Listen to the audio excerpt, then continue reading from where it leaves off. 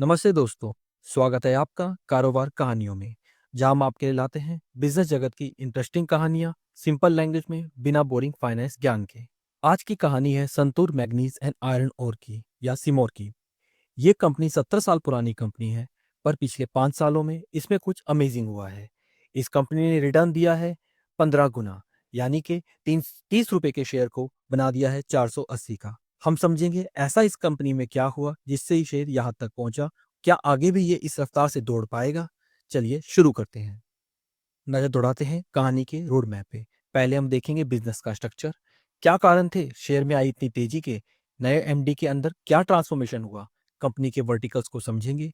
Game changer अर्जस steel के acquisition को, स्वॉट analysis, financial performance. फिर हम देखेंगे शेयर होल्डिंग स्ट्रक्चर और कैसे इन्वेस्टर के लिए ये एक सही चॉइस है।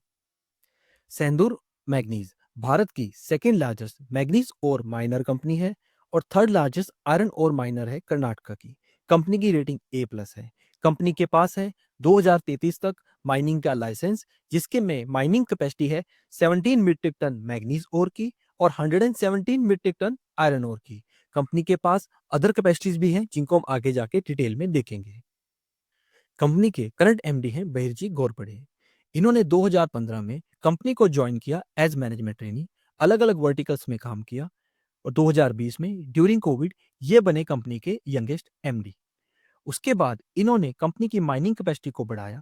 आयरन और माइनिंग की capacity 1.6 metric ton per annum से बढ़ा के हुई 4.36 मीट्रिक टन पर एनम और मैग्नीज ओर की कैपेसिटी को 0.28 मीट्रिक टन पर एनम से बढ़ा के 0.58 मीट्रिक टन पर एनम किया।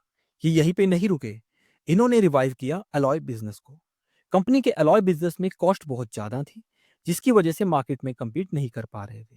इन्होंने मेट्रोलॉजिकल कोक को यूज करके in house he pet coke को बनाया और इस प्रोसेस में जो वेस्ट एनर्जी यूज आती थी, उससे इन्होंने इलेक्ट्रिसिटी को बनाया। 42.9 मेगावाट का hybrid renewable energy waste heat recovery base इन्होंने प्लांट को लगाया।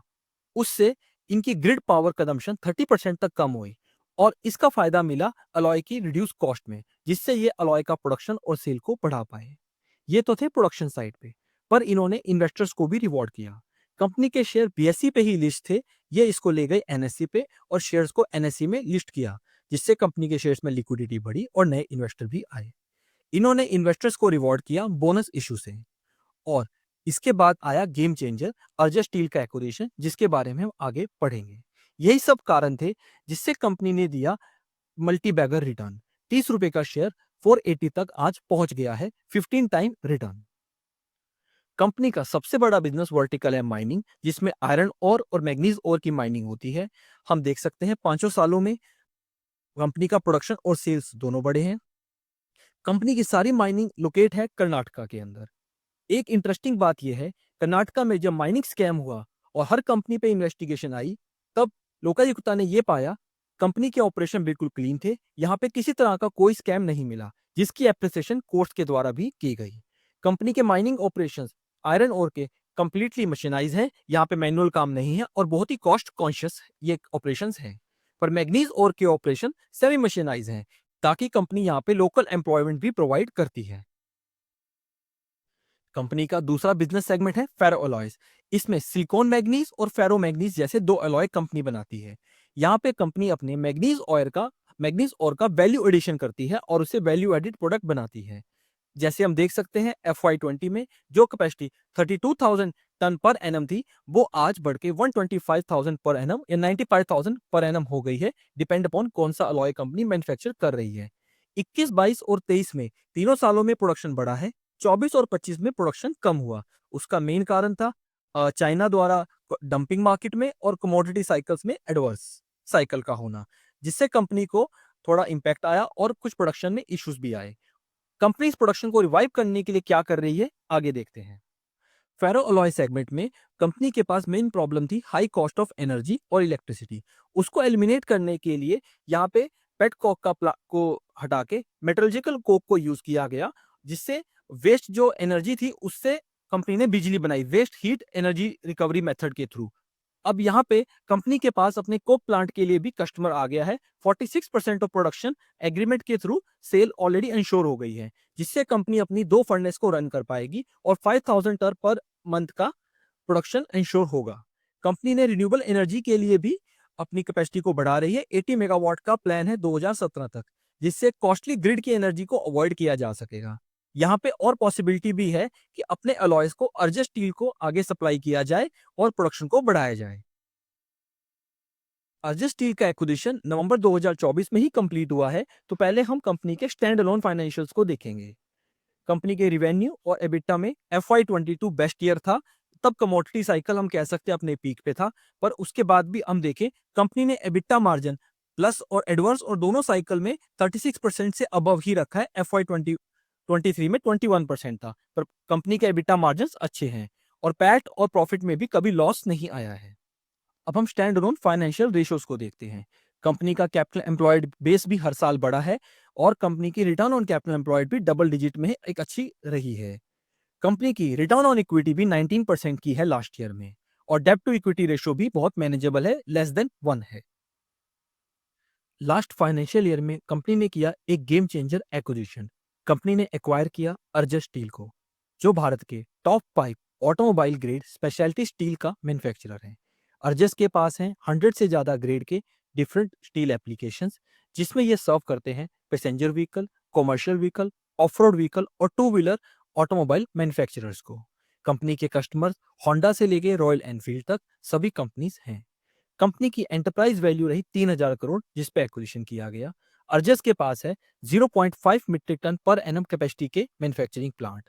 ये 950 एकड़ लैंड में है और 2 मैन्युफैक्चरिंग लोकेशंस हैं, पंजाब और आंध्र प्रदेश में। आगे देखते हैं क्या रहे रैशनल इस एक्विजिशन के। यहाँ पे मैनेजमेंट का कहना है इस एक्विजिशन से हाईएस्ट पॉसिबल इंटीग्रेशन की अपॉर्चुनिटी है। अर्जस स्टील का प्लांट आंध्र प्रदेश में बेस्ड है, जो कर्नाटका संदूर से सिर्फ 250 किलोमीटर की दूरी पर है और दोनों साइड्स में रेलवे लिंकिंग अवेलेबल है। इससे संदूर अपना लो कॉस्ट आयरन और सीधे अर्जस तक पहुंचा सकती है और फॉरवर्ड इंटीग्रेशन से वैल्यू एडिशन का बेनिफिट मिलेगा। इससे ट्रांसपोर्टेशन और लिंकिंग के अलावा अदर बेनिफिट भी है। संदूर मैग्नीज ने इससे फॉरवर्ड इंटीग्रेशन करके एक स्टेप में स्टील कंपनी बन गई है। यदि वो एक नया प्लांट लगाते तो 2 से 3 साल का पीरियड लगता प्लांट को बनने में, और कस्टमर्स को लाना, कस्टमर्स का अप्रूवल लेना, जो एक लंबा प्रोसेस है। ये इससे 4-5 साल का पीरियड सीधे बच गया है और एक रेडीमेड अब माइनिंग से मेटल की ओर पहुंच गए हैं। दूसरी बड़ी बात है, कंपनी ने एक एसेट की जगह एक बिजनेस को एक्वायर किया है। कंपनी को साथ में मिली है एक एफिशिएंट मैनेजमेंट, एक कंप्लीट वर्किंग टीम और हाईली एफिशिएंट मैन्युफैक्चरिंग प्लांट्स, जिनको ब्राजीलियन टेक्नोलॉजी के द्वारा इस्टेब्लिश्ड किया गया है। और अर्जस के पास है 950 एकड़ का लैंड बैंक, जहां पे एक्सपेंशन करके कैपेसिटी को डबल करने का फ्यूचर प्लान है। अर्जस स्टील की 2024 में सेल थी 2600 करोड़ की, एबिटा 220 करोड़ और एबिटा मार्जिन 8% के थे। प्रॉफिट मार्जिन सिर्फ 1% का था। पर अब अगले साल के रिजल्ट को हम 2 पीरियड्स में देखते हैं। पहला है प्री एक्विजिशन और post acquisition. Pre acquisition EBITDA margin सिर्फ 3% के थे और पीबीटी लेवल पे 3% का लॉस था। पोस्ट एक्विजिशन एबिटा मार्जिन आए हैं 11% के और पीबीटी मार्जिन आया 3% का। पर FY25 फुल ईयर में 1% का पीबीटी लॉस आया है। अब पोस्ट एक्विजिशन रिजल्ट को हम 2 फेजेस में देखते हैं। पहला नवंबर से दिसंबर। इस फेज में एबिटा मार्जिन 11% के हैं और पीबीटी मार्जिन 4% का है। पर क्वार्टर 4 जनवरी, फरवरी और मार्च का, इस क्वार्टर में सेल रही है 742 करोड़ और एबिटा मार्जिन 11% के हैं, पर पीबीटी मार्जिन इंप्रूव होकर 4% का आया है। तो हम देख सकते हैं कंपनी की प्रॉफिटेबिलिटी जो FY24 में 1% की थी, अभी लास्ट क्वार्टर में 4% की है। अर्जस स्टील में प्रॉफिटेबिलिटी की इंप्रूवमेंट होना आगे कंपनी की ग्रोथ के लिए बहुत जरूरी है और एक बहुत इंपॉर्टेंट ट्रिगर है। अब हम लास्ट ईयर के स्टैंड अलोन और कंसोलिडेटेड फाइनेंशियल्स को एक साथ देखते हैं। लास्ट ईयर के अंदर स्टैंड अलोन सेल थी 2000 करोड़ की, जो सीधे बढ़ के हो गई है 3200 करोड़ की। पर पैट 445 करोड़ से 471 करोड़ तक ही बढ़ा है। इसीलिए हमें कंपनी के शेयर प्राइस में लास्ट ईयर में कुछ बड़ी इंप्रूवमेंट नहीं दिखी आफ्टर एक्विजिशन, क्योंकि प्रॉफिटेबिलिटी एट द एंड नहीं बढ़ी है। इसीलिए हमने कहा था कि अर्जस की परफॉर्मेंस का टर्न अराउंड होना, वहां पे प्रॉफिट आना कंसोलिडेटेड प्रॉफिट को बढ़ाएगा, जिससे शेयर प्राइस में भी इंप्रूवमेंट आ सकती है। अब देखते हैं कंसोलिडेटेड कंपनी का स्वॉट एनालिसिस। कंपनी की स्ट्रेंथ है, कंपनी के पास माइनिंग लाइसेंसेस हैं 2033 तक के। प्रमोटर का 74% शेयर है, जो बताता है प्रमोटर का कंपनी पे यकीन। कंपनी के पास इंटीग्रेटेड कोक और पावर के ऑपरेशन है और अब अर्जस के साथ डाउनस्ट्रीम प्रीमियम भी आ गया है। कंपनी की वीकनेस है कर्नाटका सेंट्रिक ऑपरेशन होना और मेटल में कमोडिटी साइकिल्स आते हैं। चाइनीज डंपिंग का यहाँ पे डर रहता ही है। यहाँ पे अपॉर्चुनिटी है भारत की बढ़ती हुई इकोनॉमी में बढ़ती हुई स्टील की डिमांड, क्योंकि स्टील किसी भी इकोनॉमी ग्रोथ का बेस है। कंपनी आगे वैल्यू एडिड प्रोडक्शन की तरफ जा रही है और अर्जस में टर्न अराउंड एक बड़ी अपॉर्चुनिटी है।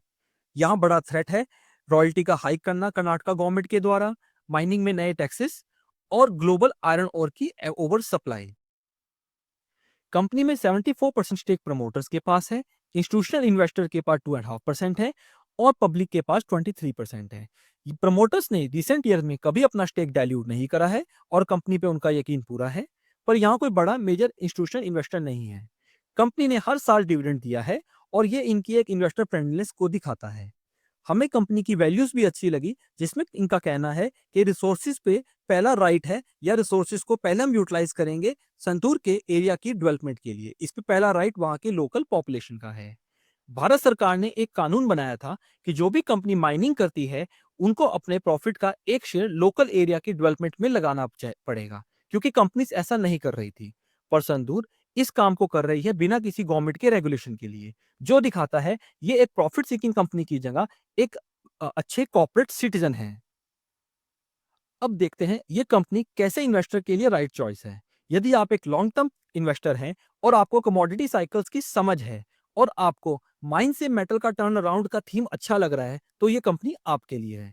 यदि आप मेटल के साइक्लिकल नेचर से और कर्नाटका के रेगुलेटरी लैंडस्केप से कंफर्टेबल हैं, तो आप इन्वेस्ट कीजिए। यदि आपको हाई प्रमोटर स्टेक और ईएसजी ड्रिवन कंपनीज अच्छी लगती हैं और आपको कमोडिटी के साइकिल्स के ट्रेंड प्राइसेस को वॉच करना भी ठीक लगता है, तो आप यहाँ पे इन्वेस्ट कर सकते हैं। अब हम आते हैं कंक्लूजन पे। कंपनी अपने स्ट्रेटेजिक ट्रांसफॉर्मेशन में है। कंपनी ने एक एम्बिशियस ग्रोथ प्लान लिया है माइन से मेटल की ओर, पर यह ग्रोथ प्लान आसान नहीं है। एनएमडीसी जैसी बड़ी कंपनी भी स्टील के बिजनेस को अच्छे से नहीं चला पाई। बाद में एनएमडीसी स्टील को डिमर्ज करके बेचना पड़ा। उषा मार्टिन जैसा बड़ा ग्रुप भी स्टील बिजनेस को नहीं चला पाया और उसे डिमर्ज करना पड़ा। तो ये एक डिफिकल्ट पार्ट है, पर कंपनी के यंग एमडी ने अपनी परफॉर्मेंस से ये साबित किया है कि वो परफॉर्म और अचीव कर सकते हैं। ये आगे देखना रहेगा। कंपनी कमोडिटी साइकिल्स में है, जहां पे ट्रेंड लॉन्ग टर्म भी हो सकते हैं। अर्जस स्टील का टर्न अराउंड और कंपनी का फेरो अलॉय बिजनेस का टर्न अराउंड इस कंपनी की ग्रोथ को आगे इंश्योर करेगा। तो आपको ये डिसाइड करना है, क्या आपको कंपनी की ग्रोथ में यकीन है और आप यहाँ पे इन्वेस्ट करना चाहते हैं। ये आपका डिसीजन है। हमारा काम था कारोबार समझाना, वो हमने कर दिया। हम सेबी रजिस्टर्ड एडवाइजर नहीं है। ये वीडियो सिर्फ एजुकेशन पर्पस के लिए है। आपको कहानी कैसी लगी ये आप कमेंट में हमें जरूर बताइए और आप किन कंपनियों की कहानी सुनना चाहते हैं आगे हमें भी बताइए। मिलते हैं अगली कहानी तक। जय हिंद।